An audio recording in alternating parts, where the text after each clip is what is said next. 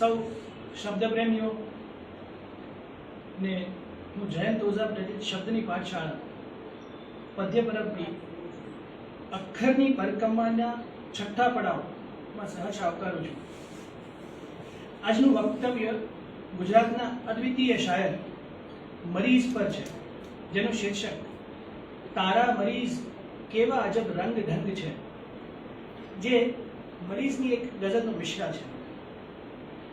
મરીઝના આવા રંગ ઢંગ અને જીવન કવન વિશે વાત કરવા આપણી સાથે આજે શ્રી સૌમ્ય જોશી છે. આજે જેના વિશે વક્તવ્ય છે અને જે વક્તવ્ય આપવાના છે એ બંનેમાંથી કોઈ પણને પરિચયની કોઈ જ જાતની જરૂર નથી. હું 102 નોટ આઉટ બોલું, પાડાની પોળ બોલું, વેલકમ જિંદગી બોલું, કે અહીં એક નગર વસ્તુ હતું એવું બોલું, કે હેલારોના લિરિક્સની વાત કરું, દરેકમાં આપણી જીભ પર તરત જ એક નામ આવે અને એ નામ છે સૌમ્યભાઈ. સૌમ્યભાઈ, હું આપને અહીંયા આવકારું છું. સૌમ્યભાઈને Ravji Patel award, Balvantray Thakor award, Sadbhavana award, Takhatsinh Parmar પારિતોષિક, 2007નો યુવા ગૌરવ પુરસ્કાર, સદભાવના એવોર્ડ, ચંદ્રવદન ચિમનલાલ મહેતા પુરસ્કારથી નવાજવામાં આવ્યા છે. મરીઝની વાત છે તો મરીઝના શેરથી શરૂ કરીશ કે જ્યારે કલા કલા નહીં જીવન બની જશે, મારું કવન જગતનું નિવેદન બની જશે. ત્યારે મરીઝે ભવિષ્યકાળમાં લખ્યું હતું, પણ અત્યારે આપણને એવું લાગે છે કે એનું જીવન કવન એ દરેક વસ્તુ અત્યારે એક એક મુદ્દા પર નિવેદન છે અને એનું જીવન કે કવન આમ સિમિલર હોય એવું આપણને લાગે. અને એવો જ હું મરીઝનો બીજો શેર ટાંકીશ કે આગામી કોઈ પેઢીને દેતા હશે જીવન. હવે એનું જીવન છે એને કવન તરીકે જ વાંચજો તમે અને સાંભળજો કે આગામી કોઈ પેઢીને દેતા હશે જીવન, બાકી અમારા શ્વાસ નકામા તો જાળીના. એટલે એમના કવન છે હજી આપણને શ્વાસ દઈ રહ્યા છે, આપણને કંઈક નવી નવી ઉર્જાઓ આપી રહ્યા છે, નવી નવી વાતો આપી રહ્યા છે. મરીઝ વિશે જ્યારે સૌમ્યભાઈ વાત કરવાના છે તો હું સૌમ્યભાઈનો પણ એક શેર અહીંયા ટાંકીશ અને કહીશ કે મરીઝ સૌમ્યભાઈ માટે શું છે. થોડા જગતના આંસુઓ, થોડા મરીઝના શેર, થોડા જગતના આંસુઓ, થોડા મરીઝના શેર, લાવ્યો છું જુદી પ્રાર્થના, સંભળાય છે ઈશ્વર. મરીઝનો લગભગ દરેક શેરમાં જેને પ્રાર્થના દેખાય છે એવા સૌમ્યભાઈ આપણી સાથે છે. સૌમ્યભાઈને આપણે બોલાવીએ પહેલા એમનું એક મેમેન્ટોથી હું સ્વાગત કરીશ. અહીંયા આપણી સાથે મેમેન્ટો, આપણા દરેક કાર્ડ, ઈ કાર્ડ, પોસ્ટર્સ જે જેનું સર્જન કરે છે એવા કેતનભાઈ છે. કેતનભાઈને જ કહીશ, કેતનભાઈ આપ આવો અને સૌમ્યભાઈનું સ્વાગત કરો મોમેન્ટોથી.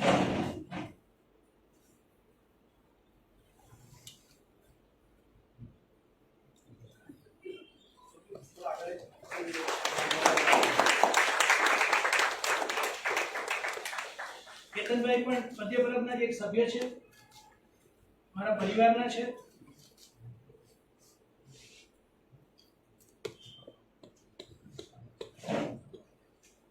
મને ખબર છે કે મારે ખસી જવાનો સમય છે, એટલે હું સૌમ્યભાઈને અહીંયા આમંત્રિત કરું કે તેઓ આવે અને જે વાત માટે આપણે ભેગા થયા છે વાત આપણી વચ્ચે મૂકી.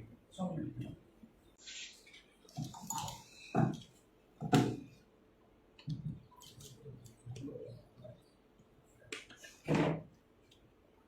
ખૂબ આભાર અને સ્વાગત છે આપ સૌનું.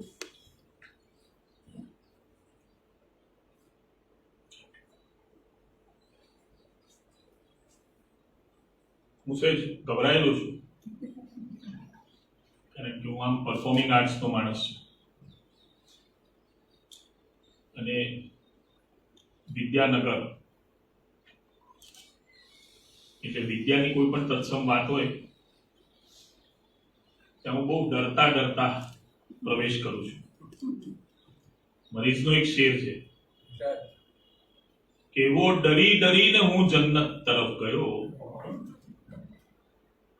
એવો ડરી ડરીને હું જન્નત તરફ ગયો, જાણે કે એની ભૂલ થઈ જાય હિસાબમાં. અને સામે બેઠેલા પ્રબુદ્ધ અને અતિશય વિદ્વાન એવા તમને બધાને જોઈને મને એવું લાગે છે કે તમારા હિસાબમાં કોઈ ભૂલ થઈ છે, એટલે તમે મને આ જન્નતમાં ઇન્વાઇટ કર્યો છે.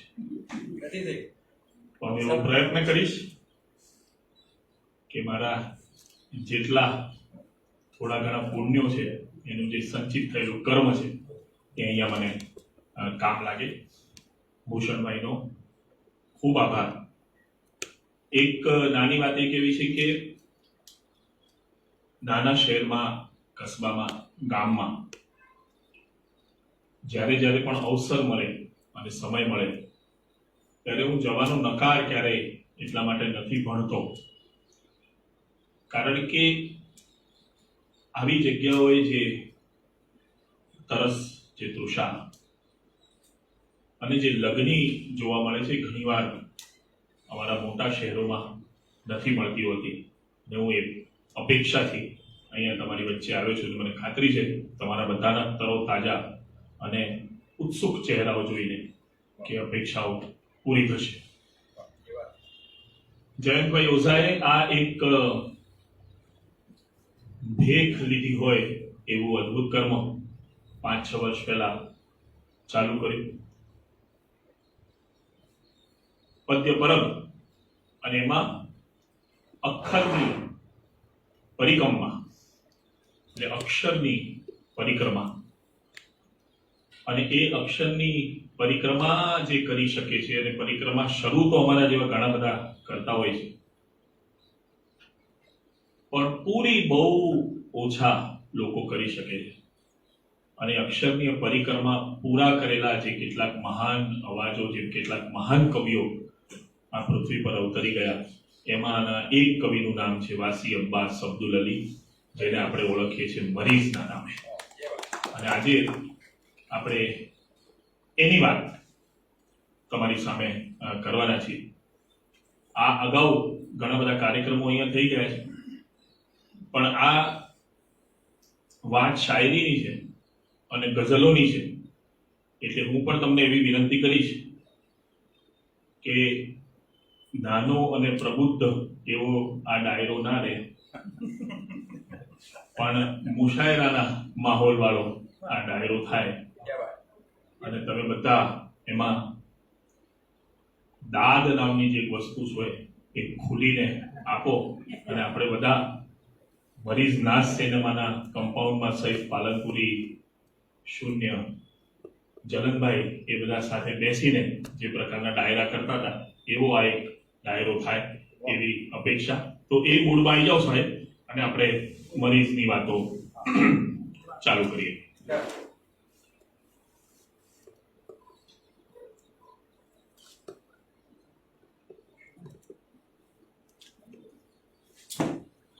કે કુદરતના ખેલ હાથમાં આવી નહીં શકે, કુદરતના ખેલ હાથમાં આવી નહીં શકે, કળીઓને ગલપચીથી હસાવી નહીં શકે. કે કુદરતના ખેલ હાથમાં આવી નહીં શકે, કળીઓને ગલપચીથી હસાવી નહીં શકે, ને ન માંગ એની પાસે ગજાથી વધુ જીવન, એક પળ એ એવી દેશે વિતાવી નહીં શકે.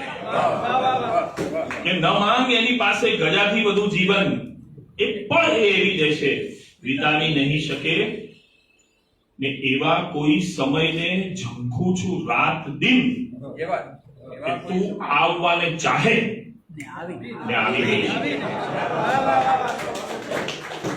એવું મારે તો રોજ થાય છે, પણ હું એવા કોઈ સમયની રાહ જોઉં છું કે એવા કોઈ સમયને ઝંખું છું રાત દિન, કે તું આવવાને ચાહે ને આવી નહીં શકે, ને વસવું જ હો તો જા, જઈ એના જીવનમાં વસ, તારા જીવનમાં એને વસાવી નહીં શકે.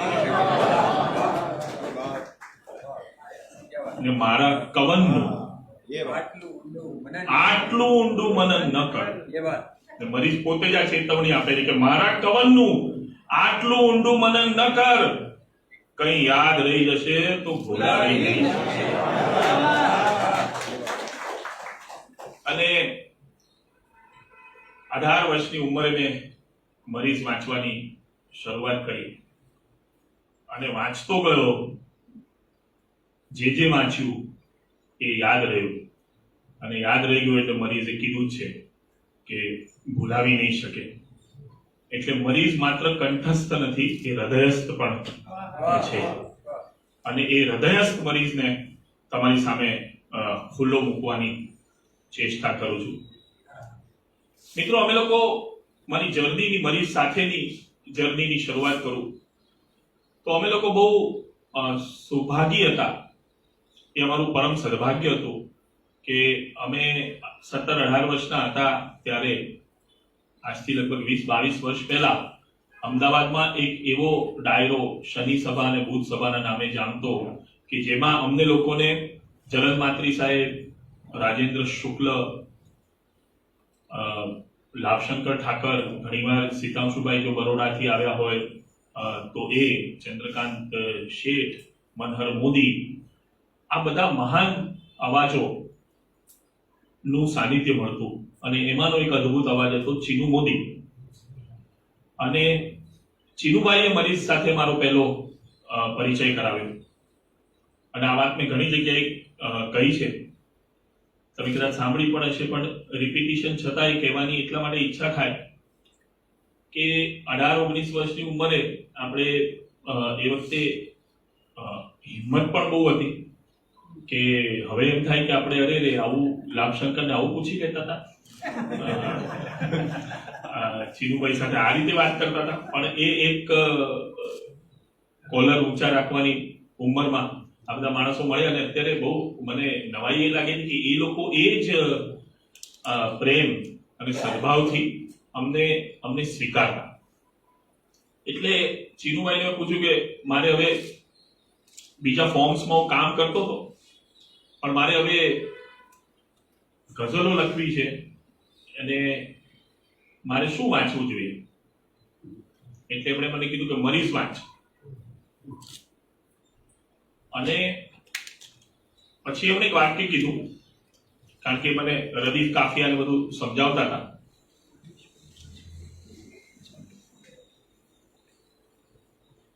એમણે કહ્યું કે મરીઝ વાંચ, મરીઝ મહાન છે. અને આ વાત રદીફ છે. અને આમ તો તમે બધા વિદ્વાન છો ને તમે જાણો છો, મેં પહેલા જે ગઝલ કીધી કે એવા કોઈ સમયની ઝંખું છું રાત દિન, તું આવવાને ચાહે ને આવી નહીં શકે. હવે આવી એ કાફિયો છે, ભૂલાવી એ કાફિયો છે, અને રદીફ નહીં શકે એ રદીફ છે. અને ગઝલમાં એવું હોય છે કે પહેલા શેરમાં એક પ્રતિજ્ઞા થઈ જાય અને એના બંને મિસરામાં એ રદીફ આવી જાય, અને પછી રદીફ સાદ્યંત છેલ્લા શેર સુધી એમનો એમ રે. રદીફ બદલાય નહીં, રદીફ અટલ છે, રદીફ એ સનાતન સત્ય છે. અને એ સંદર્ભે મને ચીનુભાઈ એમ કીધું કે આ વાત યાદ રાખજે, મરીઝ મહાન છે અને આ વાત રદીફ છે. એટલે એ સનાતન છે, એ અટલ છે, એ વાત ક્યારે બદલાશે નહીં. અને એક પુસ્તક મેળો ભરાયો હતો, એમાં મેં આગમન મને મળી ગયું અને મેં એ વાંચવાની શરૂઆત કરી. અને સવારે શરૂઆત કરી અને રાત્રે મેં આખો મરીઝ વાંચેલો હતો. સાહેબ, પરસેવા છૂટી જાય, રડવું આવી જાય, હસવું આવી જાય, ગાળો બોલાઈ જાય, ભૂખ ના લાગે, પાણી પીધું કે નહીં એનો ખ્યાલ ના રહે. એવી પરિસ્થિતિમાં પહેલી વાર જ્યારે તમે મરીઝ વાંચો ત્યારે મુકાઈ જાઓ. અને હું એવું માનું છું કે લોકો કમનસીબ છે કે જેમણે 18 વર્ષની ઉંમરે મરીઝ નથી વાંચ્યો. પણ એ કમનસીબી ટાળવાનો એક રસ્તો છે. તમારી ઉંમર જે પણ હોય, હું કાયમ કહેતો હોઉં છું, તમે મરીઝ વાંચો તમે જ્યારે વાંચશો ત્યારે તમે 18 વર્ષ નથી. અને આ જે વાક્ય છે એમાં કોઈ રોમાન્સ નથી. It's not a romantic statement or a sentence. એ ઉંમરનો એવો તબક્કો છે જ્યારે વિચારોના પૂર અને ઘોડાપૂર એ પણ વછૂટતા હોય, જ્યારે તમે સેલિબ્રલી, જ્યારે તમે માનસિક રીતે એ પણ વધારે સજ્જ અને ઇન્ટેન્સ હો અથવા તો વધારે તીવ્ર હો, અને એ ઉંમરમાં એ મરીઝ તમને એ જગ્યાએ છેડે અથવા છંછેડે છે અને એટલે તમે તાત્કાલિક એના પ્રેમમાં પડો. એની ગઝલોના જે શેરો છે એની વાત પર હું આવીશ. મારે 3-4 વિભાગમાં એની વાત કરવી છે, તો બહુ લાંબી વાત એટલા માટે નથી કરવી કે મારે વાર્તાલાપ કરવો છે, ગોઠડી કરવી છે તમારી સાથે. પણ એક બે વસ્તુઓ ખાસ મરીઝ વિશે જ્યાં જ્યાં બોલાય છે ત્યાં એના જીવનની, એની મયકશીની, એની દારૂની આદતની અને એણે જે શેર વેચ્યા અથવા તો એને જે ગઝલો વેચવી પડી એની વાત ખૂબ થાય છે. અને ચોક્કસપણે આ એક ફિલ્મનો કે એક ડોક્યુમેન્ટરીનો કે એક નાટકનો સબ્જેક્ટ છે.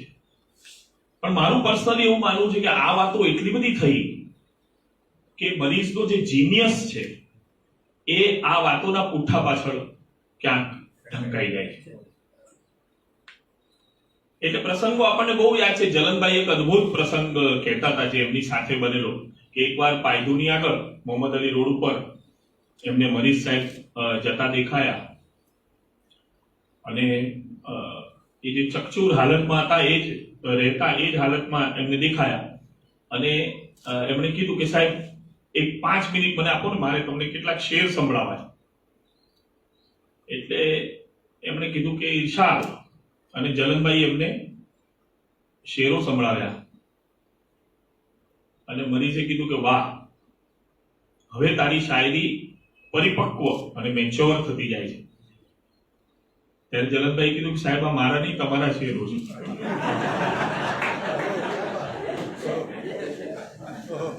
અને મરીઝ કે એમ, તો કે ઉભો રહો, હું જરા લખી લઉં. એટલે જલન સાહેબે મરીઝને એમના શેરો કીધા અને મરીઝે પોતે એ સિગરેટના પાકીટની પાછળ ટપકાવી દીધા. અદ્ભુત કિસ્સો છે. બીજું એમને જ્યારે બીજો એવો ફેમસ કિસ્સો છે કે જ્યારે મરીઝ સાહેબને ના સન્માનમાં અને છેલ્લે એમને થોડા ઘણા પૈસા મળે એટલા માટે 1981 ની સાલમાં જે એક સન્માન સમારંભનું આયોજન થયું, એમાં જે ધનરાશિ ભેગી થઈ એ ધનરાશિમાં ઘપલું થયું અને કેટલાક લોકો બહુ ચીડાયા, પણ મરીઝ ખાલી એવું કીધું કે યાર આ લોકો મારા પીવાના પૈસા ખાઈ ગયા.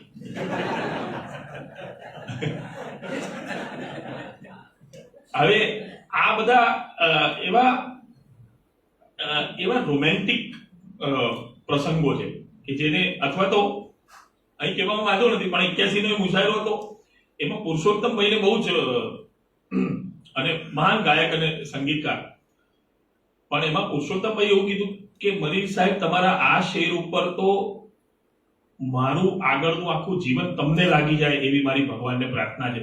અને મરીઝ સાહેબે તરત જ કીધું પણ તમારું આગળનું જીવન કષ્ટદાયક હોય તો.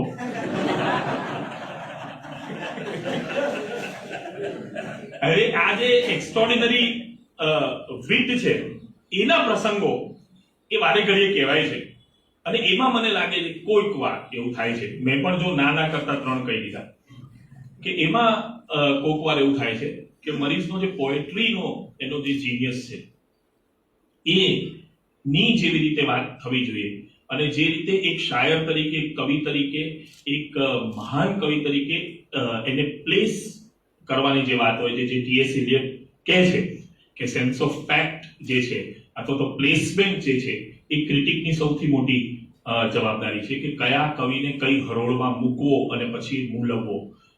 એ કામ એ અધૂરું રહી જાય છે. અને એટલે મેં એવું નક્કી કર્યું કે આજે માત્ર ને ફક્ત આવનારી 20, 25, 30 મિનિટમાં મરીઝના મને એઝ અ પોઈન્ટ જે સૌથી વધારે વસ્તુ અપીલ કરી ગઈ છે એની વાત કરીશું. સૌથી પહેલી વાત એ કરવી છે કે આપણે એક એવી ઇમેજ ઊભી થઈ છે કે મરીઝ વોઝ એક કોઠા સૂઝનો શાયર હતો. હવે ઘણા બધાને ખબર નથી કે મરીઝને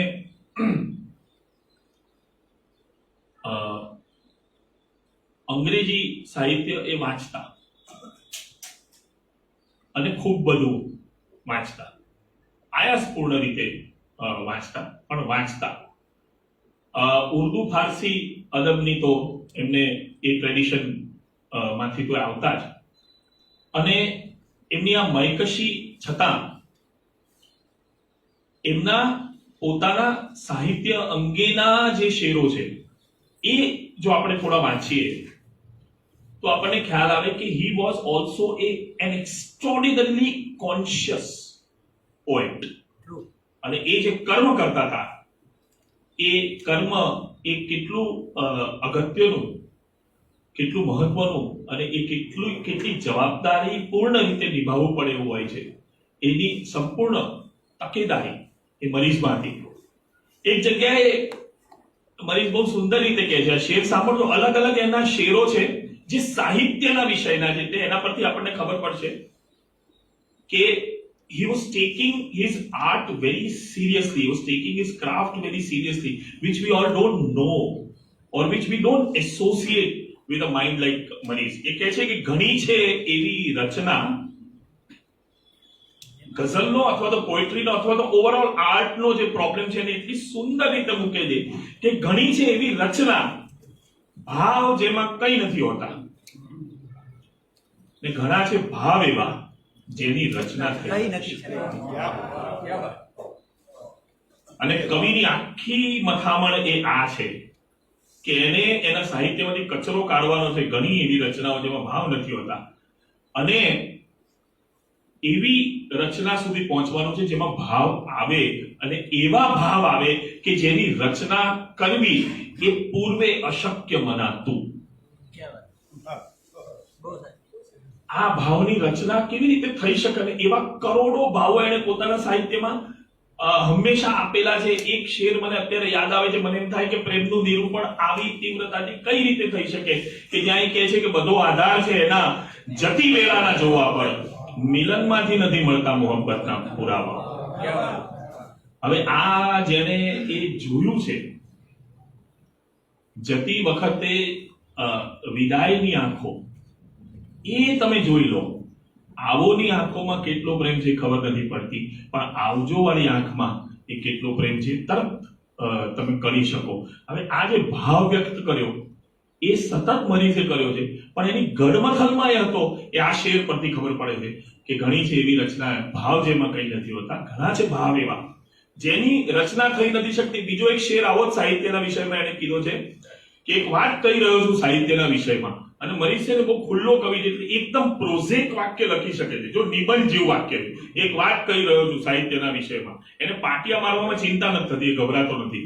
he doesn't want to be a poet all the time. અને એટલે જ કેટલાક મિશ્રાઓ એ વધારે મજા કરાવતા હોય છે. એક વાત કહી રહ્યો છું સાહિત્યના વિષયમાં, દુઃખમાં હૃદયને રાખો, રાખો ન દુઃખ હૃદયમાં. એ દુઃખમાં તમારું હૃદય હોવું જોઈએ. હૃદયમાં દુઃખ હોય કે ના હોય એની બહુ ચિંતા નથી, પણ દુઃખમાં આજુબાજુ સમાજમાં દરેક જગ્યાએ જે દુઃખ છે એમાં એ હોવું જોઈએ. અને એક જગ્યાએ કહે છે કે હૃદયના રક્ત, નયનના ઝરણ, જીવનનો નિચોડ, આ ત્રણેય અદ્ભુત વસ્તુ છે. હૃદયના રક્ત, નયનના ઝરણ, જીવનનો નિચોડ ભળે જો ગઝલોમાં તો આવે છે તરબતર બાબત. અને આ બાબત વાળી ગઝલ છે એની તો હું સમાપન એનાથી કરીશ, પણ બીજી જે જગ્યાએ કે અગેન સાહિત્ય વિશે કે આ કેવી રીતે થાય છે એ કહે છે કે પરિશ્રમ, જાગરણ સાહિત્યનો કાનૂન માંગે છે. બીજા શબ્દોમાં કહીએ તો જીગરનું ખૂન માંગે છે.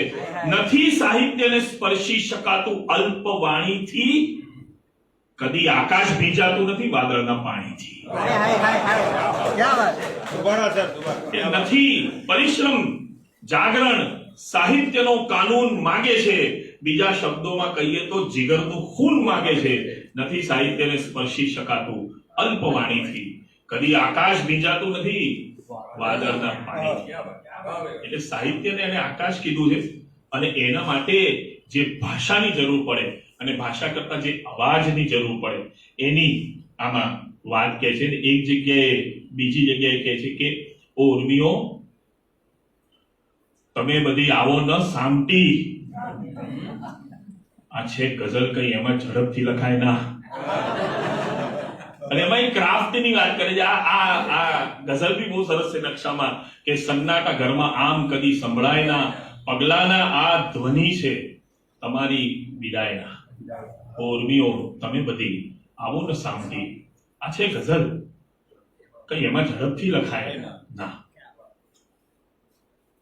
બીજો જે, એટલે મેં એક આ વાત એટલા માટે કરી, જે પેલી વખતે આપણે ટી પોસ્ટ પર પણ આ વાત રહી ગઈ હતી કે એને પોતે સાહિત્ય વિશે એ ઘણું બધું લખ્યું છે એના સાહિત્યની અંદર, and that suggests that he is a craftsman. મારે મોહસિનભાઈ સાથે વાત થઈ હતી, મયકશીની બહુ વાતો થાય છે, એટલે મેં એમને પૂછેલું કે સાહેબ, એટલે મોહસિનભાઈ કીધું કે મરીઝે એક પણ ગઝલ એ નશામાં નથી લખી.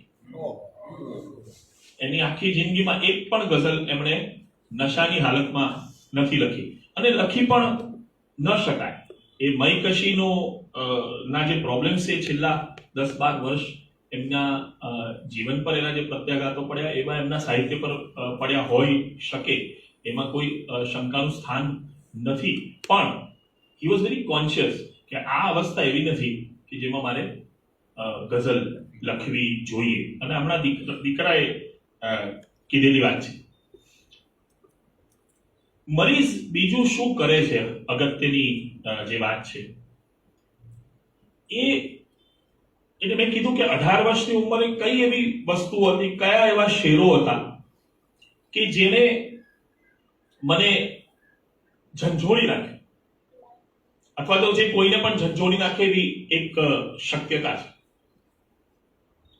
તો ત્યાં એ વાત થાય છે કે ગઝલ, એવું કહેવાય છે કે ઇટ્સ એમ ઓવર્ટલી, ઘણાની જે ગઝલની સામે વાંધો પણ હોય છે, અને ઘણા એ વાંધામાંથી અમે બહાર નહીં જ આવી એવી પ્રતિજ્ઞા પણ લઈને બેઠા હોય છે. ભગવાન એમનું ભલું કરે, આપણે એ ચિંતામાં પડવાની જરૂર નથી. પણ મોટા મોટા પ્રબુદ્ધ અને મહાન થિંકર્સ જે આપણે ત્યાં ગુજરાતમાં થઈ ગયા, એ એક કારણથી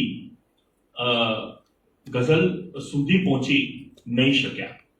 એટલે ગાંધી યુગના આપણને ખૂબ માન અને ખૂબ જ ઇજ્જત હોય જેની, એવા મોટા મોટા વોઇસીસ પણ ત્યાં નહીં પહોંચી શક્યા. એના 2 કારણો. એક, એ સાહિત્યનો એવો પ્રકાર રહ્યો છે જે યુનિવર્સિટીઓમાંથી બાકાત રહ્યો છે. અને મેં નક્કી કરેલું કે હું વિદ્યાનગરમાં આવું છું એટલે ખાસ આ કહીશ કે એક તો અધ્યાપકોએ એને બરાબર રીતે મૂલવવાનો પ્રયત્ન નથી કર્યો, એવો મારો આરોપ છે, અને ચર્ચાનો વિષય છે. અને આવી બધી ચર્ચાઓ કરવી મને હંમેશા ગમતી હોય છે. પણ એ કેમ નથી કર્યું, અથવા તો નામ લઈને કહીએ તો કે ઉમાશંકર જેવા માણસે કે જેને મારા સુધી એસેમીઝ પોએમ પહોંચાડી, મારા સુધી બંગાળી કવિતા પહોંચાડી, મિરોસ્લાવ હોલુબ મારા સુધી પહોંચાડ્યા, ક્યાંય ક્યારે એમાં ગાલિબનો ઉલ્લેખ એમના સાહિત્યમાં એક પણ વાર ઉલ્લેખ માત્ર પણ ન આવે. એનું કારણ શું હશે? તો મને એવું કહેતા કોઈ, હું ખચકાતો નથી, કારણ કે હું ભક્ત થવાનો સખત વિરોધી છું. એટલે ઉમાશંકર ને હું આરાધ્ય માનું છું, પણ એવું ચોક્કસ કહી શકું કે એક બેદરકારી એમાં હતી કે તમારી આસપાસ ચાલતું જુદા પ્રકારનું કવિકર્મ માત્ર એ અમુક પ્રકારની ગલીઓમાં અને અમુક પ્રકારના માહોલમાં સર્જાતું હોવાથી એને એના સુધી ન પહોંચી શકવું એક પ્રકારની બે જવાબદારી તો છે જ. જે હું એવું માનું છું કે હિન્દી ક્રિટિક્સ એ હિન્દી ફિલ્મોના ગાયનોની બાબતમાં સતત કરતા આવ્યા છે. કારણ કે મને એવું લાગે છે કે હિન્દી સાહિત્ય ની કેટલીક મહાનતમ રચનાઓ એ બક્ષીની કલમમાંથી મળે છે, સાહિલ લુધિયાનીની ફિલ્મોની કલમમાંથી મળે છે, અને આ બધું થતું રહ્યું છે. પણ એક વસ્તુ જે એક આરોપ મુકાય છે કે ગઝલ એ સેલિબ્રલ નથી, એટલે વધારે પડતી ઇમોશનલ છે, એ મેચ્યોર નથી, એ મગજ સુધી નથી જતી, માત્ર હૃદયના ભાગમાં એ રહે છે. અને મરીઝ જેવો શાયર એ આ વાતને બહુ અદ્ભુત રીતે નકારે છે. મને તો મારા સુધી પહેલા મરીઝ પહોંચ્યો એ જ સેલિબ્રલ લેવલે, કારણ કે એ સમય 18-19 વર્ષે જો તમે વિચારતા થઈ ગયા હો તો તમે અનેક બાબતો અંગે વિચાર કરતા હો છો, અને તમે જો ભારતમાં હો તો આધ્યાત્મની ચપેટમાં આવ્યા વગર તમે રહ્યા નથી હોતા, અને એ વખતે તમારા મનમાં અનેક પ્રશ્નો એ ચાલી રહ્યા હોય છે. અને આ સેલિબ્રલ મરીઝે જે ત્રણેક શેર મને આપ્યા, એટલે આસ્તિકતા અને નાસ્તિકતા, એ દ્વંદ્વ, એ ઝઘડો, એ ડિબેટ બહુ અદ્ભુત અને બહુ મેચ્યોર રીતે આપણી પરંપરામાં એ સતત વર્ષોના વર્ષોથી થતો આવ્યો છે. એમાં હંમેશા આસ્તિક જીતતો આવ્યો છે. હું પોતે આસ્તિક છું, તેમ છતાં હું આ કહું છું કે એમાં હંમેશા આસ્તિક જીતતો આવ્યો છે. અને એનું કારણ એ છે કે એને હંમેશા તર્કબદ્ધ રહેવું એવું જરૂરી નથી હોતું એના માટે. એટલે જેમ કે એક પ્રશ્ન છે જે એક નાસ્તિકનો હોઈ શકે કે ભાઈ તમે કહો છો કે ઈશ્વર છે તો બતાવો ક્યાં છે, અને એનો અનુભવ ક્યાં છે? અને એનો જવાબ એવો છે કે બધે જ છે. એ આ માઇકમાં છે, આ પોડિયમ પર છે, આ ફોનમાં છે, ગ્લાસમાં છે, દરેક જગ્યાએ છે. હવે આનો કોઈ લોજિકલ કાઉન્ટર કોઈ કરી ન શકે. લોજિકલ કાઉન્ટર, ફિલોસોફિકલ કાઉન્ટર થઈ શકે, ઇમોશનલ કાઉન્ટર થઈ શકે, there can be a rant, but એક લોજિકલ કાઉન્ટર કેવી રીતે થઈ શકે? એ મરીઝ કહે છે કે મરીઝ એવું કહે છે કે એ ના કહે હું ક્યાં નથી, લે હું કહું તું ક્યાં નથી. મને એવું લાગે છે કે વિશ્વ સાહિત્યમાં પહેલા મિશ્રમાં આટલી મોટી ચેલેન્જ એ કોઈ કવિએ ક્યારેય નથી લીધી. ચલો હું કહું છું તને કે તું ક્યાં નથી, એ ના કહે, અને હવે એવી જગ્યા બતાવવી પડે જેની સામે કોઈ આર્ગ્યુમેન્ટ ના થઈ શકે કે નથી એટલે નથી. હવે આમાં તો હું આર્ગ્યુ નહીં કરી શકું. એ ના કહે હું ક્યાં નથી, લે હું કહું તું ક્યાં નથી, મારી સમજમાં તું નથી.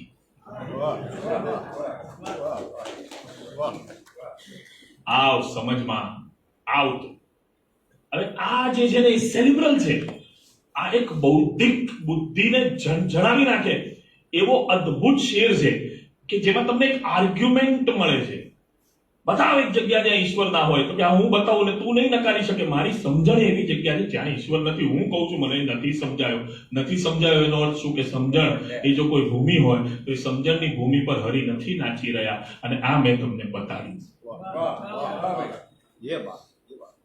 શું વાત છે?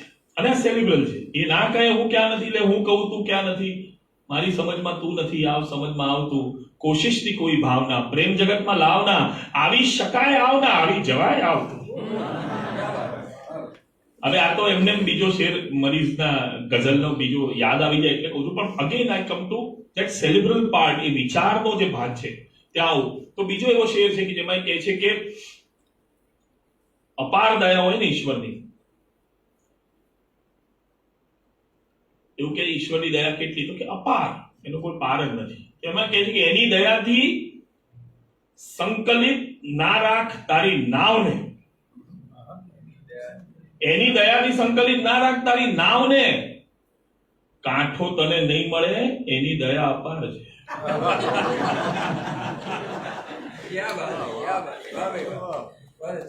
એટલે ભાઈ ધંધે લાગી જઈશ, કારણ કે અપાર દયા હોય તો શું કે કોઈ કાંઠે નહીં પહોંચે. દયામાં તું અટવાય જ કરી દે. એની દયાથી સંકલિત ન રાખ તારી નાવને, કાંઠો તને નહીં મળે, એની દયા અપાર છે.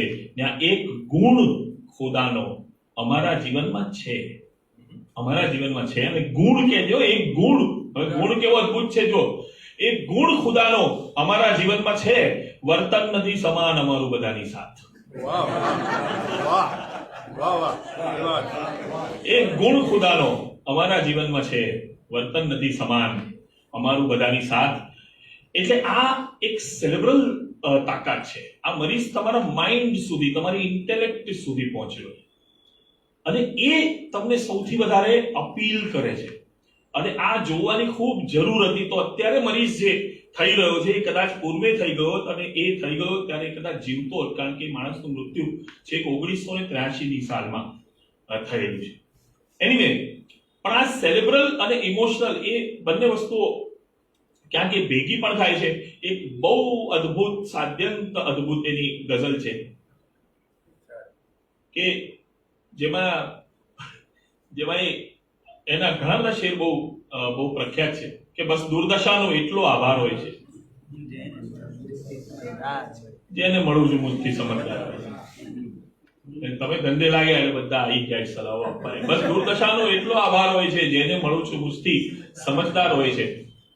ટોળે વળે છે કોઈની દીવાનગી ઉપર, દુનિયાના લોક કેવા મિલનસાર હોય છે.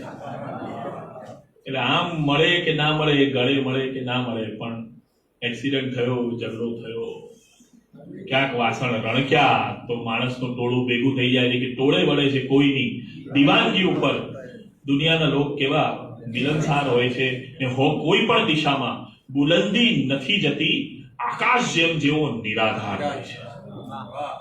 કોઈ પણ દિશામાં બુલંદી નથી જતી, આકાશ જેવો નિરાધાર હોય છે. અને અગેન એક બહુ વિચાર કરતો શેર આવે છે કે કાયમ જો રહી જાય તો પૈગંબરી મળે, દિલમાં જ એક દર્દ કોક વાર હોય છે. અને આ પૈગંબરો શું છે? આ ગાંધી કોણ હતો?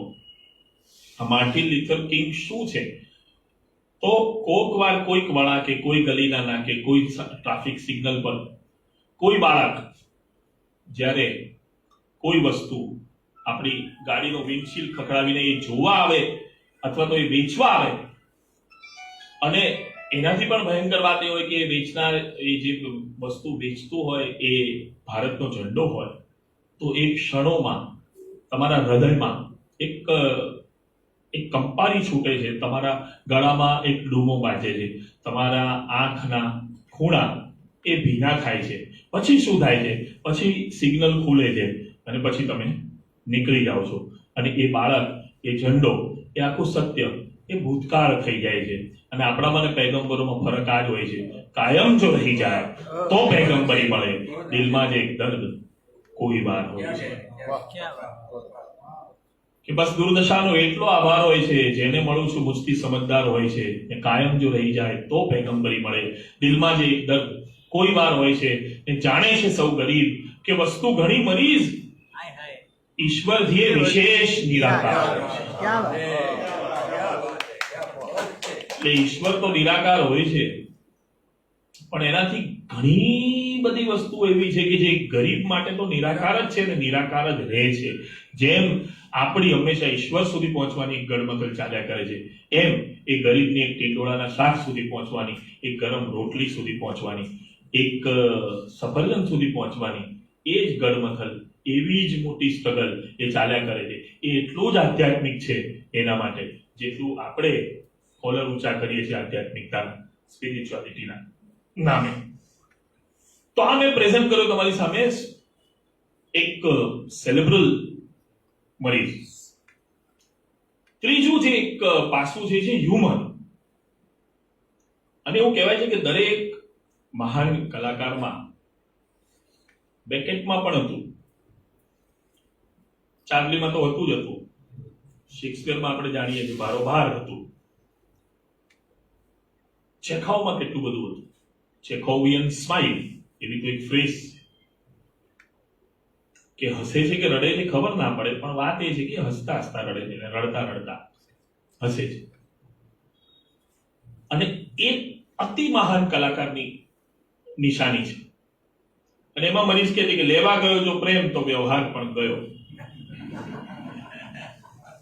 હવે આ લાઈન જ એટલી મજાની, લેવા ગયો જો પ્રેમ તો વ્યવહાર પણ ગયો, દર્શનની ઝંખના હતી અણસાર પણ ગયો, ને એની બહુ નજીક જવાની સજા મળતો હતો જે દૂરથી એ સહકાર ગયો.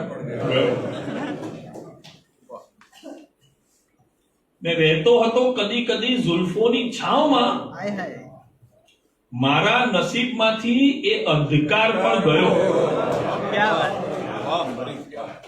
કે રહેતો હતો કદી કદી ઝુલ્ફોની છાવમાં, મારા નસીબમાંથી એ અંધકાર પણ ગયો.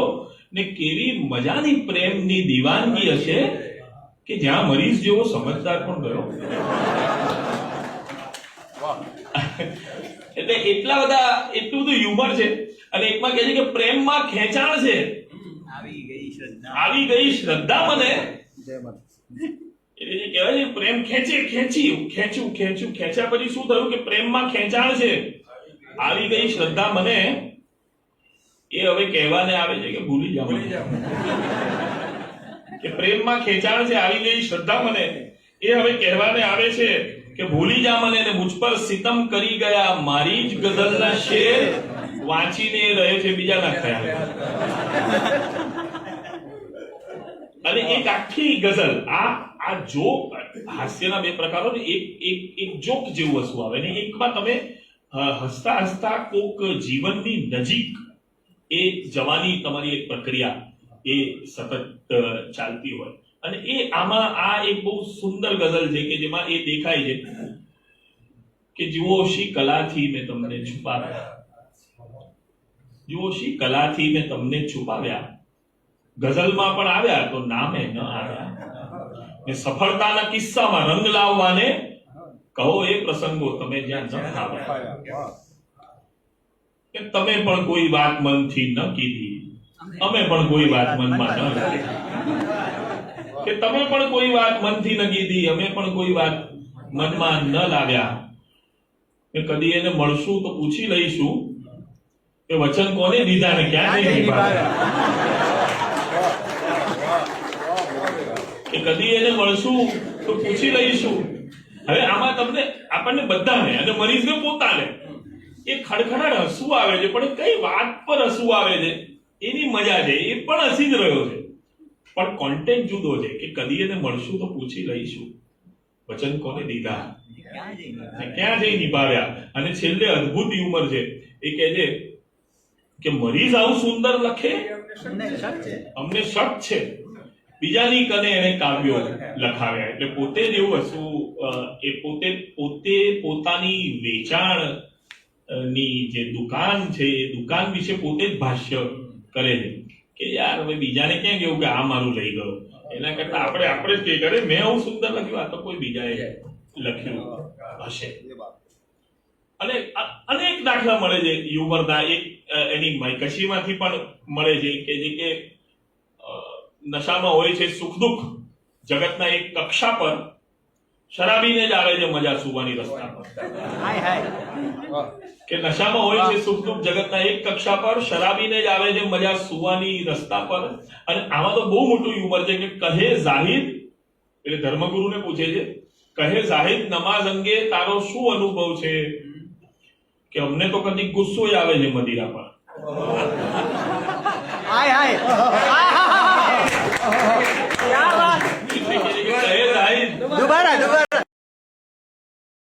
સુવાની રસ્તા પર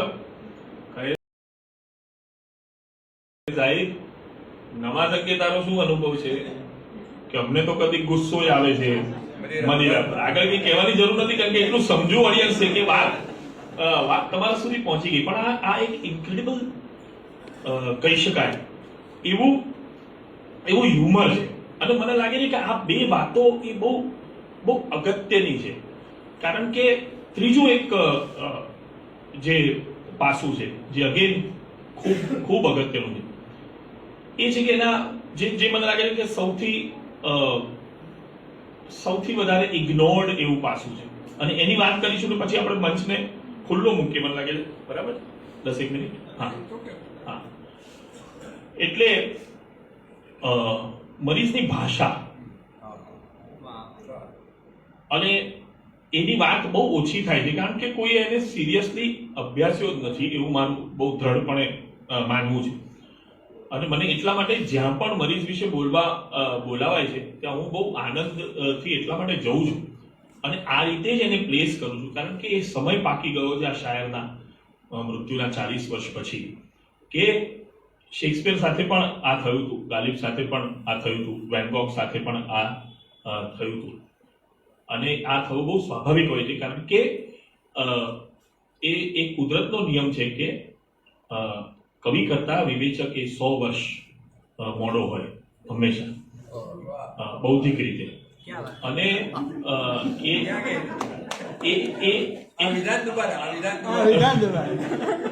કવિ કરતા વિવેચક એ 100 વર્ષ મિનિમમ એ 100 વર્ષ મોડો હોય. અને આપણા જેવા ચાહકો જ એવો પ્રયત્ન કરતા હોય કે એ 100 માંથી આપણે જેટલા ઘટાડતા જઈએ, જેટલા વહેલા જે ઉજવાવું જોઈએ એને ઉજવતા થઈ જઈએ, એટલું એ જ ભાષા કર્મ છે. એટલે ભાષાના ઝંડા લઈને ફરવાથી કંઈ નથી થતું હોતું. તમને ભાષામાં જે ગમતું હોય એનો ગુલાલ કર્યા કરવો એ જ સાચી વસ્તુ છે. પણ આ કવિ એ શું છે? તો એક જગ્યાએ કહે છે કે હસીનોને મેં જોયા છે સદા એવી ઉદાસીથી. હસીનોને મેં જોયા છે સદા એવી ઉદાસીથી, રસિક જે રીતથી જોયા કરે મોંઘી કિતાબો. હવે આ રસિક શબ્દ જે છે એ રસિક શબ્દનો ભાર સામાન્ય રીતે એવું લાગે કે ગઝલ એ ભાર ઉચકશે જ નહીં. એની બાની અલગ છે, એની રવાની અલગ છે, એની જુબાન જે કહીએ આપણે એ અલગ જ છે. પણ મરીઝ બહુ એફર્ટલેસલી એ શબ્દ વાપરી લે છે. એ કહે છે કે લલિત વસ્તુને સંગત જોઈએ કોમળ હવા જેવી, પવનની પીઠ પર ખુશ્બોય વિસ્તરતી નથી હોતી. શેર બી ગજબ છે કે લલિત વસ્તુને સંગત જોઈએ કોમળ હવા જેવી, પવનની પીઠ પર ખુશ્બોય વિસ્તરતી નથી હોતી, જગા દેતી નથી વસ્તી તો ત્યાં જઈને પડ્યા રહીએ, વિનયહીન આચરણ વેરાની આચરતી નથી હોતી. કે જગા દેતી નથી વસ્તી તો ત્યાં જઈને પડ્યા રહીએ, વિનયહીન આચરણ વેરાની આચરતી નથી હોતી. વિનયહીન જેવો શબ્દ ગઝલમાં આવે, રસિક જેવો શબ્દ એ ગઝલમાં આવે, વિનય શબ્દ બહુ અદ્ભુત રીતે આવે છે અને કેટલો સ્વાભાવિક થઈને આવે છે કે નિષ્ફળ પ્રણયનું કારણ શોધો તો છે ઉભયમાં. હવે ઉભય શબ્દ પણ આવો બહુ વિચિત્ર વાત છે. ઉભયમાં એટલે બંને પક્ષે કે નિષ્ફળ પ્રણયનું કારણ શોધો તો છે ઉભયમાં, એ રહી ગયા શરમમાં, હું રહી ગયો વિનયમાં. હવે તમે જુઓ, વિનય શબ્દ ક્યાંય તમને ગઝલમાં જોવા નહીં મળે, એ મરીઝમાં મળે છે. ઉભય શબ્દ મળે છે. અને એક બીજો અદ્ભુત એવો શેર કહું કે એ સૂરજોનો ક્યારે ઉદયકાલ આવશે. હવે ઉદયકાલ એ સૂરજોનો ક્યારે ઉદયકાલ આવશે, ઓ રાત તારા અંકમાં જે આથમી ગયા. અને એ સૂરજ જે જન્મ્યો નહીં, એ સૂરજ જેની હત્યા થઈ ગઈ રાતના ગર્ભમાં, એ સૂરજ જેને મોકો નહીં મળ્યો, એનો ઉદયકાલ ક્યારે આવશે? આજે વસ્તીઓની વસ્તીઓ મરીઝ જોતો તો મુંબઈમાં, આજે ગરીબોના ગરીબો મરીઝ જોતો તો મુંબઈમાં, આ જે કમાટીપુરાની વેશ્યાઓને મરીઝ જોતો તો મુંબઈમાં, એ જોઈને આ લખે છે કે આ સૂરજોનો ક્યારે ઉદયકાલ આવશે. આમને એક મોકો નથી મળતો. રાત રાત અને રાત જ છે. ઓ રાત તારા અંકમાં જે આથમી ગયા. હવે આવો શેર એને જ્યારે લખવો હોય છે ત્યારે એ ઉદયકાલ શબ્દ પણ વાપરી શકે છે, એ અંક શબ્દ પણ વાપરી શકે છે. અને મહાન કવિની તાકાત જ એ હોય છે કે એને જ્યારે જોઈએ ત્યારે ભાષામાંથી એ શબ્દ એની નોકરી કરવા માટે, એની ચાકરી કરવા માટે એની પાસે આવીને ઉભા રહે. એક જગ્યાએ કહે છે કે કાસિદનો એમાં વાંક નથી, કાસિદ તો કહે છે કાસિદ એટલે પત્ર વ્યવહારની આપ લે કરીએ કે કાસિદનો એમાં વાંક નથી. કાસિદ તો કહે છે કે શૈલી ને ધ્વનિ પત્રના બદલાય તો સારું. વાહ વાહ વાહ વાહ એટલે કાસિદ એમ કહે છે કે ભાઈ બધું ફેસ તો ત્યાં જઈને મારે કરવાનું હોય છે, તમે તો પત્ર લખીને આપી દો છો. અને શું બદલવાનું કે છે? શૈલી, સ્ટાઇલ, ધ્વનિ, કે થોડો ટોન બદલો યાર. આ રણકો ખોટો આવે છે, તમે બહુ સીધું લખો છો. બી અ લિટલ ઇમ્પ્લિસિટ, થોડી કવિતા થવા દો. એ ક્યાં સીધી વાત કર રહે હો. એ જ વાત છે કે કાસિદનો એમાં વાંક નથી. કાસિદ તો કહે છે શૈલી ને ધ્વનિ પત્રના બદલાય તો સારું. અને શૈલી અને ધ્વનિ બે શબ્દો સમગ્ર મરીઝમાં બીજા એક પણ શેરમાં નથી. નહીં શૈલી નહીં ધ્વનિ. એને આ શેર માટે જ એ બે શબ્દોની ખપ હતી, એ બે શબ્દોની જરૂર હતી. અને એ બે શબ્દો મેં કીધું એમ એની ચાકરીમાં, એની નોકરીમાં આવીને ઉભા રહી ગયા. આ ભાષા કર્મની અલ્ટિમેટ માસ્ટરીનું ઉદાહરણ છે. એટલે તમે જુઓ રસિક, તમે જુઓ ઉદયકાલ, તમે જુઓ શૈલી, તમે જુઓ ધ્વનિ, તમે જુઓ અંક. એટલે ઉર્દુ મિશ્રિત. અને પાછા કે હસીનોને મેં જોયા છે એવી ઉદાસીથી. એટલે એક બાજુ હસીન શબ્દ છે આમાં, રસિક જે રીતથી જોયા કરે મોંઘી કિતાબોને. પહેલા મિસરામાં હસીન છે, બીજા મિસરામાં રસિક છે. પણ વાત એ છે કે શેર એ આપણા બધા સુધી પહોંચી જાય છે, મરીઝ એ આપણા બધા સુધી પહોંચી જાય છે. અને આ જ એની માસ્ટરી છે. એનું માસ્ટરીનું અલ્ટિમેટ ઉદાહરણ આપી અને હું મારી વાત પૂરી કરીશ અને આપણે આપણી વાતો ચાલુ કરીશું. ભાષા કર્મની અદ્ભુત માસ્ટરીનું આ ઉદાહરણ છે. ભાઈએ પહેલા શેર પર ટાંક્યો, હવે ગમે તે કહે કોઈ આ હુનર બાબત. કહી રહ્યો છું હું મારી સમજથી પર બાબત. કલાનું હાર ફકત હોય છે નિખાલસતા, એ દાસ્તા હો દિલની કે હો નજર બાબત. હૃદયનું રક્ત નયનના ઝરણ જીવનનો નિચોડ ભળે જો ગઝલોમાં તો આવે છે તરબતર બાબત. આપણને કાગળ પેન મળે તો ચલો એમને જ આપણે અક્ષરો જાણે દેખાતા હોય એવું થોડી વાર કહેજો એટલે તમને મરીઝની માસ્ટરી સમજાશે. મરીઝની પ્રિયતમા હવે જાહેર છે એટલે કહેવામાં વાંધો નથી. એમનું નામ Rabab. It's a musical instrument I think. Rabab. અનેક જગ્યાએ કહે છે કે જુઓ શી કલાથી મેં તમને છુપાવ્યા. એ ગઝલ મેં વાંચી, ગઝલમાં પણ આવ્યા તો નામે ન આવ્યા. હવે આ એને કઈ કલાથી એની પ્રિયતમાના નામને છુપાડ્યું છે તમે જુઓ. કાફિયાનો છેલ્લો અક્ષર જુઓ, ર છે. અને રદીફના પહેલા બે અક્ષર જુઓ, બા અને બ છે. હવે ગમે તે કહે કોઈ આ હુનર બાબત. હવે ગમે તે કહે કોઈ આ હુનર બાબત. હવે ગમે તે કહે કોઈ આ હુનર બાબત. કહી રહ્યો છું હું મારી સમજથી પ ર બાબત. કહી રહ્યો છું હું મારી સમજથી પર બાબત. કલાનું હાર્દ ફકત હોય છે નિખાલસતા, એ દાસ્તા હો દિલની કે હોય નજર બાબત. કલાનું હાર્દ ફકત હોય છે નિખાલસતા, એ દાસ્તા હો દિલની કે હો નજર બાબત.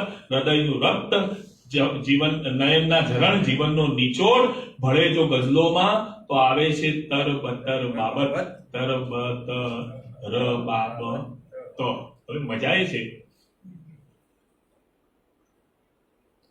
કે મને મારી પ્રેમિકાનું નામ પણ એક ગઝલમાં આવી હળી કરવાનું મન થઈ શકે. અને મને 4-5 મીટરો આવડે છે એટલે હું આવું કરી પણ શકું. મરીઝને પણ એવું કરવાની ઈચ્છા થઈ, એનો મેઇન ટાર્ગેટ હતો. પણ એમાં એ શેર કયો લખે છે? હૃદયના રક્ત નયનના ઝરણ જીવનનો નિચોડ ભળે જો ગઝલોમાં તો આવે છે તરબતર બાબત. એટલે આવી હળી કરવામાં એ એક મહાન કવિતાનું સર્જન કરે છે. મહાન કવિતા એ બાય પ્રોડક્ટ છે. મેઇન વસ્તુ એની પ્રિયતમાનું નામ લેવાની ઈચ્છા હતી. એટલે આ કવિ એવો છે જેની બાય પ્રોડક્ટમાં મહાન કવિતાઓ નીકળે છે. એટલું વાક્ય કહીને મને લાગે છે I should and. Thank you very much.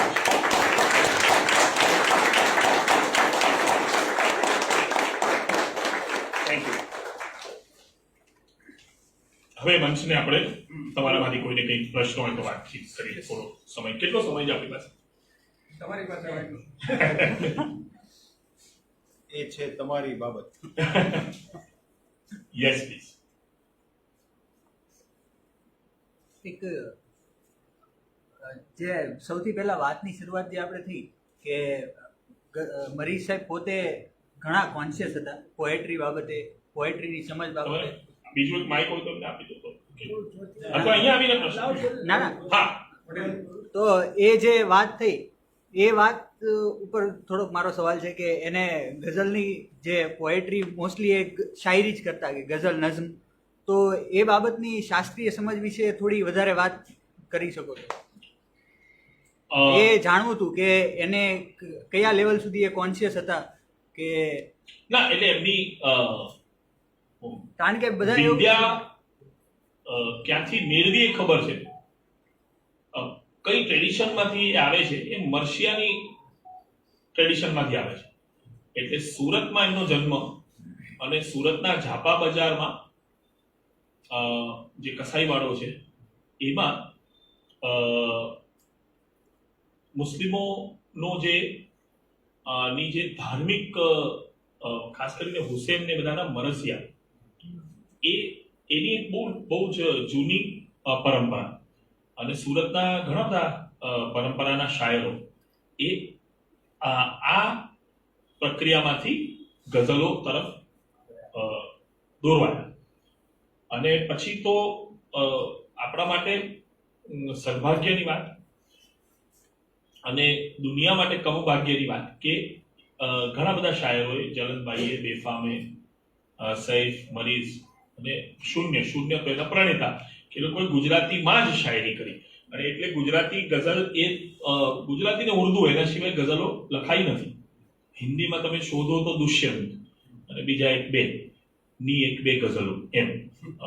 અને બાકી મહાન ગઝલોનું સર્જન એ પર્શિયન છોડીને પછી ફારસી, ઉર્દુ અને ગુજરાતી સિવાય ક્યાંય થયું નથી. પણ જે ટ્રેડિશન હતી એ તો ફારસી અને ઉર્દુની જ ટ્રેડિશનમાંથી આ બધા શીખ્યા. એટલે મને લાગે છે મરીઝ જે એક્સાઇટ થયા છે આ ફોર્મને લઈને એ આવી કોઈ જગ્યાએ થયા, પણ એમણે અનફોર્ચ્યુનેટલી એમના આ બધા વિશે બહુ ઝાઝું નથી લખેલું. હવે મિસ્કિન, પછી અપૂર્વા અશર અને રહીશભાઈ, ઓફકોર્સ રહીશભાઈ બહુ મોટા ચાહક રહીશ મળ્યા. અને એક પુસ્તક ટૂંક સમયમાં આવશે, જિગ્નેશ મેવાણીએ એમાં ખૂબ કામ કર્યું છે મરીઝ ઉપર ઊંડું. એ બધા એક ખોદીને જેટલું મળે એ મેળવ્યું છે. અને એમાં વાત એમ છે કે મરીઝને આ ટ્રેડિશનનો પ્રેમ જે થયો એ ઝાપા બજારની કોઈ ગલીમાં થયો હશે. શીખ્યા એ મને લાગે છે કે 2-3 જગ્યાએ, પણ સુરતમાં બીજા એક શાયરની સાયકલની દુકાન હતી, મીટર્સ ને બધું એ શાયર પાસે મરીઝ શીખેલા એવું કહેવાય છે. અને પછી તે મુંબઈ સ્થળાંતર થયું, ત્યાં તો એક ટોળું બન્યું શાયરો અને એમ કરતા આપણને મરીઝ મળ્યા.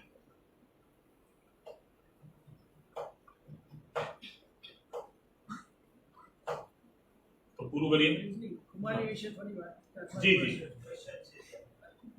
તમે કહ્યું કે ગઝલકાર છે પોતાના ભાવને વ્યક્ત કરવા માટે કહે, તો મરીઝમાં કોઈ એવો સ્થાયી ભાવ છે જે વારે વારે દેખાય છે અને એનું કારણ જીવન સાથે જોડી શકાય છે? એક બહુ મોટી આ પ્રશ્ન બહુ સરસ છે અને એટલે એની થોડી વાત થોડા શેરોથી જ કરીએ.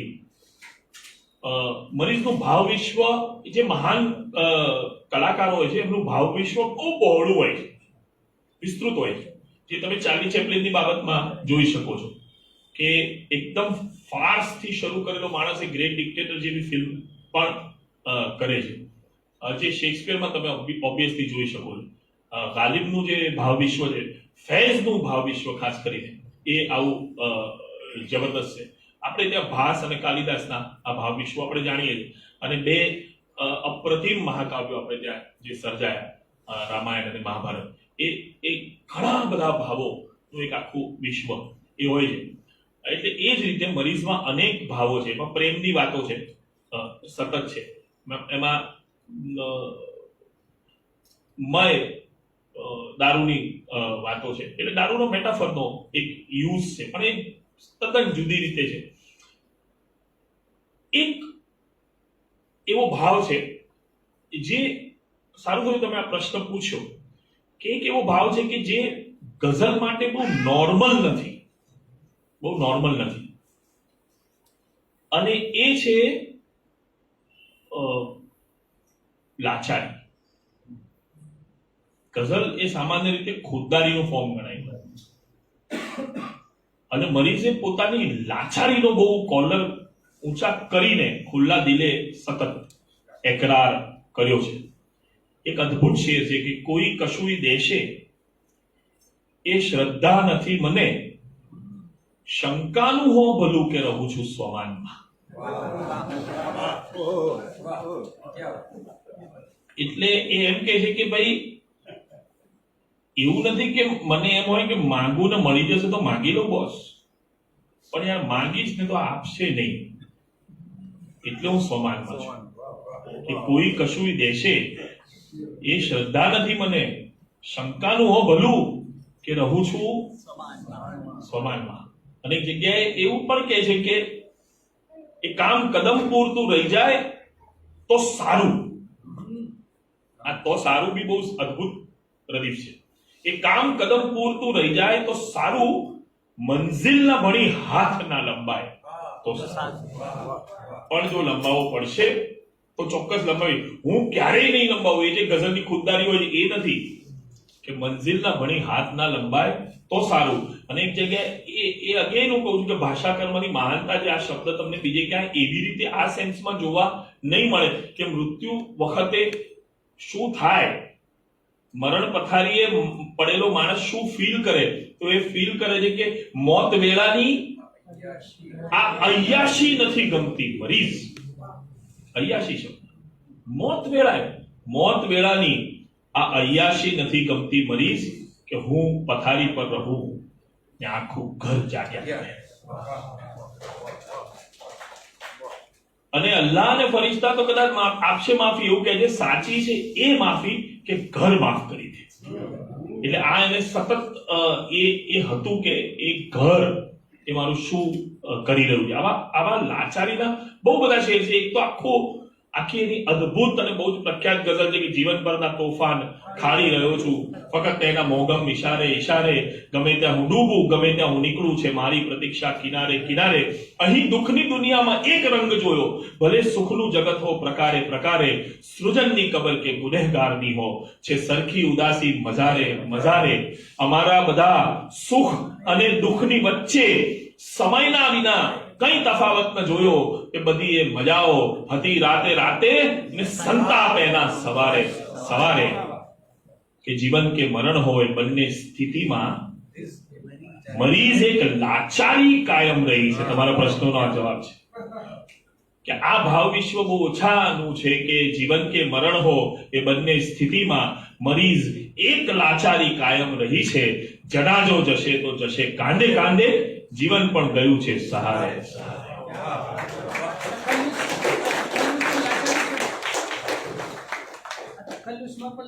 બિલકુલ સાચી વાત છે, એમની અદ્ભુત વાત છે. એ કહે છે કે તખલ્લુસમાં પણ આ લાચારીનો એકરાર છે, અને એકદમ સાચી વાત કીધી. અને મને અહીંયા એ જાણવા મળ્યું, અથવા તો એ રીતે એ ખોલીને આવીશું. Thank you very much. કે તખલ્લુસમાં પણ મરીઝ તખલ્લુસ કેમ રાખ્યો છે, આ વાત હવે હું આવતી વખતથી કરીશ કે મરીઝ તખલ્લુસ કેમ રાખ્યો છે. બહુ મોટી વાત કરી, બહુ સરસ એ પકડ્યું તમે કે તખલ્લુસ જ મરીઝ એમ. અને પાછું એને જેને વેચી એને તખલ્લુસ આપ્યું તો તબીબ પોતે છે.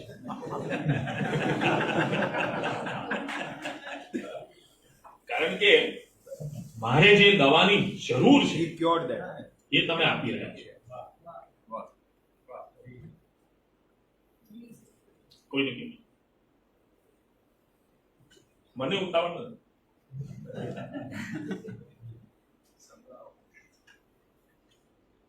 ચલો ધન્યવાદ, થેન્ક યુ. હા જી સોરી. અમીર ખુસરોની માયકેશી અને મરીઝની માયકેશીમાં શું તફાવત? મને અમીર ખુસરોની જાણકારી નથી. એટલે એ કદાચ આપણે વાત કરીશું રૂબરૂમાં. તો મને હું ખાલી નિઝામુદ્દીન હમણાં એમનો મઝાર છે તે પણ એટલી મને જાણકારી નથી. ખાલી ઝિહાલ મિસ્કી હમણાં હું અલગ અલગ પેલામાં સાંભળું છું, પણ મયકશીની જાણકારી મને બિલકુલ નથી. આપણે આ પતે પછી એની કદાચ વાત કરીશું. પણ મયકશીમાં શું છે કે there is no difference between an alcoholic and an alcoholic poet. હા,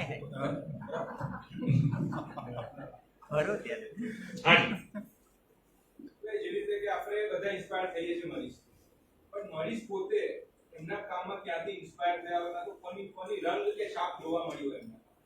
અનીસ નામના એક કવિ હતા, એનાથી ખૂબ ઇન્સ્પાયર થયા. અને મને મોહસિનભાઈ એમના દીકરા, હું મીરા રોડ એમને મળવા ગયો હતો ત્યારે બહુ અદભુત કિસ્સો કીધો. એમના મરીઝના પૌત્રનું, એટલે મોહસિનભાઈના મોટા દીકરાનું નામ અનીસ છે. અને એમના ધર્મમાં બે પંથ છે, એક સુન્ની અને એક શિયા. અને એ પોતે જે ધર્મનું પાલન કરે છે એમાં અનીસ એ નામ રાખવું બહુ યોગ્ય નથી ગણાતું. પણ મરીઝનો કારણ કે ગમતો પોએટ છે એટલે મરીઝે એવું કીધું કે અનીસ રાખવાનું, અને મોહસિનભાઈ એવું કીધું કે આપણા ધર્મમાં આ ના રાખાય.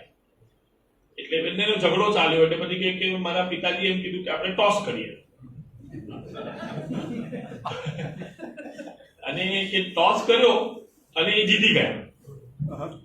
અને તો પણ મારું મન કચવાતું હતું કે યાર આ નામ ન રખાય. એટલે મરીઝે કીધું કે જો હવે બરાબર નથી, આપણે સિક્કો ઉછાળ્યો અને હું જીતી ગયો. પણ તેમ છતાં કારણ કે તું આટલો માયુસ છે એટલે આપણે બીજી વાર ટોસ કરીએ. અને બીજી વાર ટોસ એ જીતી ગયા. આજે એ અનીસ એને મળીને આવ્યો. એટલે એ બહુ ક્લિયર કટ એક ઇન્સ્પિરેશન છે. ગાલિબનું એટલી બધી વાર એમની કવિતામાં નામ નથી આવતું. એકવાર એક કિસ્સો બહુ મજાનો છે. શેખાદમ આબુવાલાએ કીધું એમને, એટલે એમ કે ભાઈ તું આટલો બધો દારૂ પીવે છે, કેમ પીવે છે? એટલે મરીઝે કીધું ભાઈ મને બધા ગુજરાતનો ગાલિબ કહે છે તો મારે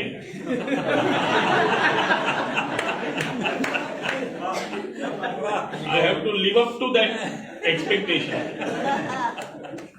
પછી શેખાદમ બી બહુ વેટી હતા એટલે એમણે કીધું કે ભાઈ તું આટલી બધી પીશ તો તારી આંખો જશે અને પછી તને લોકો ગુજરાતનું મિલ્ટન પણ કહે છે.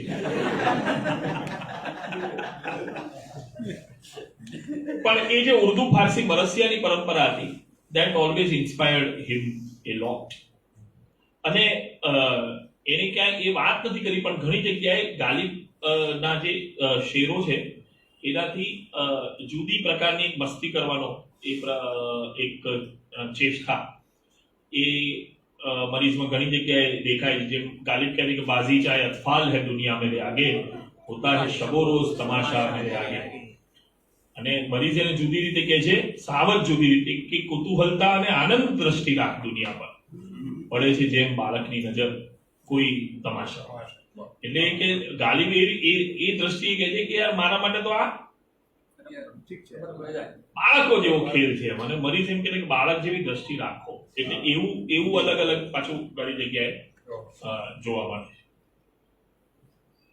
તમે ભાષાના કર્મની વાત કરી, તો એવી કોઈ વાતો કે પુરાવા ખરું કે એમણે રેન્ડરિંગ કર્યું હોય, એમનો એફર્ટ દેખાયો, કેટલાક શબ્દો પસંદ કર્યા છે તો એનો કોઈ બદલાવ થયો હોય કે આ સ્ટ્રેટ હવે આવ્યું છે?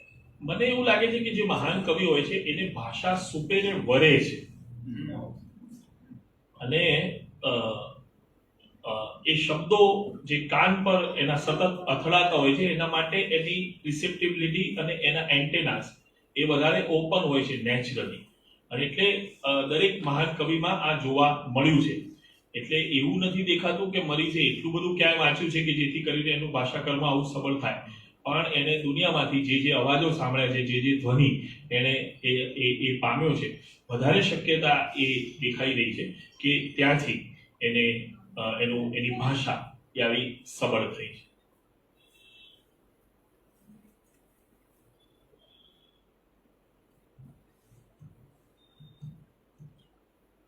એની મને તો તમારી ખબર નથી, પણ મને બહુ મજા આવી ગઈ આજે, અને thank you very much for ખૂબ ખૂબ ખૂબ હવે કેટલી વખત ખૂબ જોડીને સાઈડમાં રાખીને આભાર તમારો સૌમ્યભાઈ કે તમે અમને મરીઝથી પરિચિત કર્યા. હું એક કિસ્સો મરીઝનો કહી દઉં. તમે વાત કરી કે મરીઝ પાસેથી લોકો ખરીદતા ગઝલ, તો એને કોઈએ પૂછ્યું કે તમે જેને ગઝલ વેચો છો એનું પોતાનું કઈ મૌલિક છે ખરું, એમ પોતાનું કોઈ કહી શકાય એવું કઈ છે ખરું? તો મરીઝ કે હા છે ને, એના બાળકો.